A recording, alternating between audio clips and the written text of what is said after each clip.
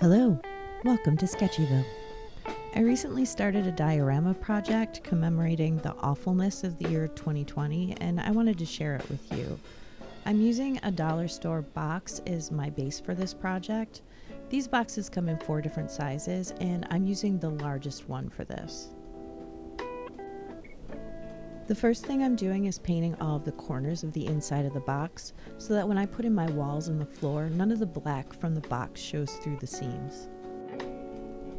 Unfortunately, the footage of me making the wall panels disappeared into the ether, much like several bottles of vodka and my will to live this year. But what I did to create the texture on the mat board is to score lines and then deboss those lines to create the look of wainscoting. For a great tutorial on this technique, watch Bentley House Mini's Conservatory Floor tutorial, which I will link in the description box below. I painted the wall panels in a dusty blue color after I painted them with a black base coat. Doing it this way kind of gives the walls a worn, beat up feeling to them. And then once I did that, I stained some wood coffee stirrers with walnut colored furniture marker to prep all of the wood trim that's going to go into the room.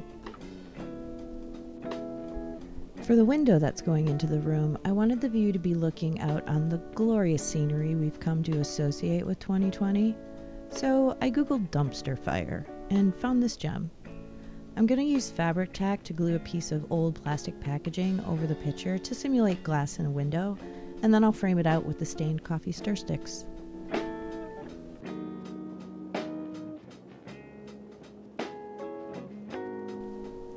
So, it's been pointed out to me that several times in this video when I'm using my easy cutter, my fingers get perilously close to the blade. Please don't emulate me unless you have some sort of vendetta against your fingertips. I am not a role model. Also, limb reattachments are really expensive. Ask me how I know.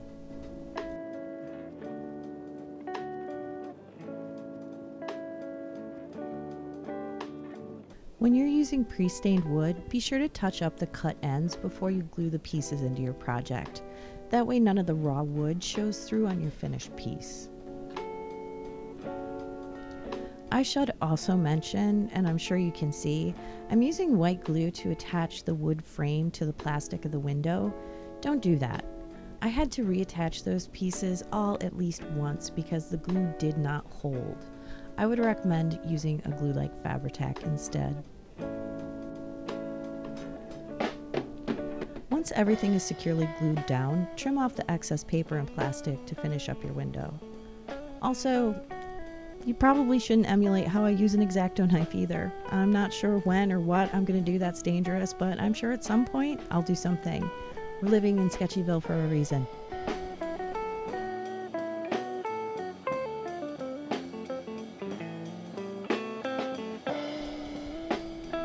Here you can see my interior wall pieces, and I'm just eyeballing where I want the window to go. I used Fabri-Tac to glue it all to the wall because I was worried about white glue seeping through the paper, but I have no idea if this was actually the right choice. Once the window was in place, I could now glue the wall panels into the box, and I weighted them down with some 1-2-3 blocks while they dried to press out the warp that they developed when I painted them. I also glued a smaller wall panel to the lid of the box, making sure it wouldn't interfere with how the box closes.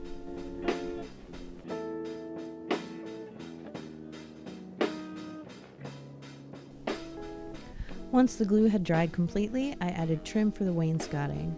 I just marked the pieces, cut, and glued them in with white glue, which worked perfectly fine for this application.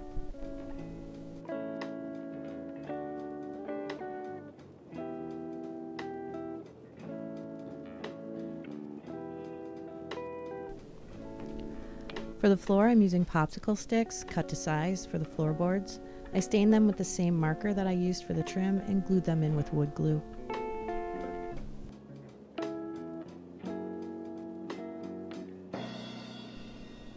Making the ceiling for the room was a little bit trickier because the top and bottom of the box aren't actually square. And I'm not going to put in crown molding, so there's no way to hide it if the ceiling doesn't fit snugly. So I made a template by cutting a small piece of paper into chunks and then fitting them into the ceiling piece and taping them back together. I also made sure to mark the front and back of that template so I'd know which way it fit into the box.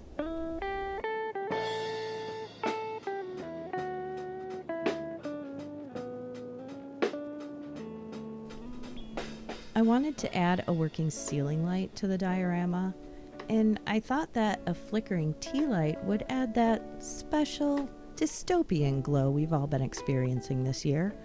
So I just popped the cover off of a battery-operated tea light and then left the guts as they were so that I could mount it into the box. To find the center of the ceiling, I drew a line from corner to corner on the mat board, and I did the same on the outside of the box. I used a circle template to find the diameter of the tea light and then drew a circle on the top of the box and cut that out so I could seat the base of the tea light into it. After drilling a pilot hole, I traced that hole onto the mat board portion of the ceiling so I'd know where to cut the hole for the bulb. Just a reminder here, I am not a role model.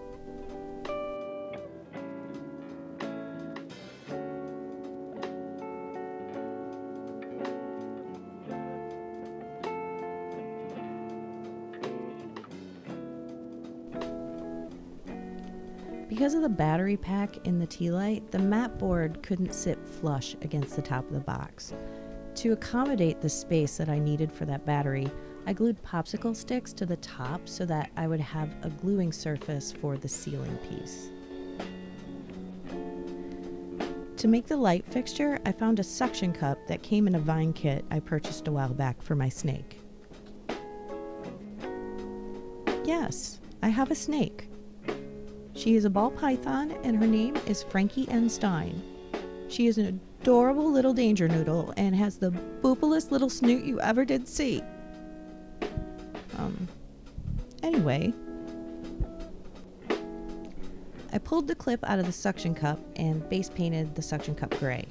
Once that base coat was dry, I used a diamond bit to drill a hole through the cup for the light to fit into. Then I painted it silver. So at this point, I'm not sure if I like how this turned out, so I might do something more to it before I finish the project. Before I glued the tea light into the top of my box, I used a wire cutter to nip off the tiny little feet that are on the bottom of the tea light. Once I cut those off, I filed those rough spots so that they were smooth using an acrylic nail file. Now, these nail files work really good when you're working on miniatures because they're small, they're flexible, and if you use the white ones, they're not going to discolor your project at all. Now, to finish off that little gap that's left between the ceiling and the top of the box, I just closed it up with a piece of stir stick trim. Now that the walls and floor are in, the room needs a little bit of 2020 appropriate posters. So I found some that reflected my year, including quarantine cocktails and vote dog. I did add one very personal picture that I ended up framing just to make it stand out from the rest of the posters. My dad died in the spring of this year, and so I framed a picture of the two of us from when I was a kid and made a memorial card to tuck behind the frame when it's on the wall. This poster is going to go in an area that is behind where my room's occupant sits. So I wanted to distress it and make it look like she'd been rubbing against it as she moved around during her days in quarantine.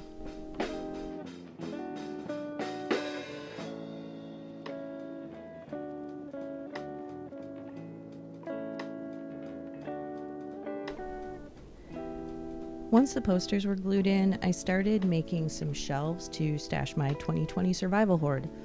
So I cut out some 3mm plywood with my laser cutter, but you could just as easily use balsa wood or mat board to make shelves if you didn't go COVID crazy and splurge your entire tax refund on a laser.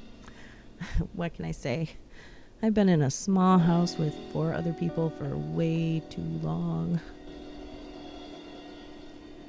I cut the shelves at a slight angle on one side because they're going on the lid of the box, and I was really worried that they were going to interfere with it opening and closing. It turned out not to be an issue, but that's why they look like that if you were wondering. I stained the shelves to match the rest of the wood in the room, and then cut out some matchsticks at a 45-degree angle to use as shelf supports. I stained those as well. I glued the shelves into place before I added the supports so that I could use my 1-2-3 blocks to hold them at a 90-degree angle. Once the glue had dried completely on the shelves, I put the supports in. I realized that the wall with the shelves was looking a little blank, and 2020 has given us a lot to process, so I added a few more posters and stickers to fill in the space there. And that is it for the inside of my 2020 room box. In upcoming videos, I'm going to be showing you how I finished the outside and how I filled it up and decorated it to suit this wonderful year. If you'd like to see those upcoming videos, be sure to click the subscribe button. And if you like this video, please give it a thumbs up below. Nearly everything I used in this video is linked in the description box below, just in case you see a tool or a product that you'd like to add to your own craft stash. Thanks for visiting Sketchyville. We hope to see you again real soon.